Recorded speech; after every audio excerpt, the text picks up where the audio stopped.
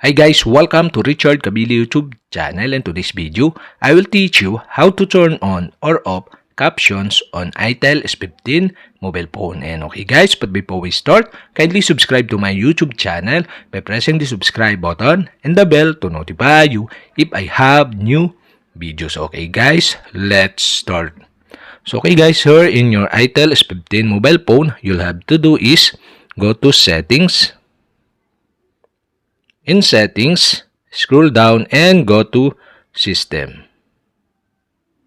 In system, scroll down again and go to accessibility. In accessibility, scroll down again and go to audio and on-screen text section. And okay guys, here you can see the caption, and the caption is off. And to turn on this, you'll have to do stop the caption. Now here you can see the switch button on the right side. Okay, to turn on the caption, you'll have to do switch on the switch button on the right side. And that's it. Okay, you have successfully turned on. And to turn off again, you'll have to do is switch off the switch button on the right side.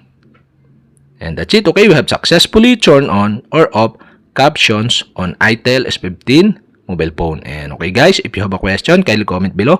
And don't forget to hit the subscribe button and the bell to notify you if I have new videos. Okay guys, thank you for watching.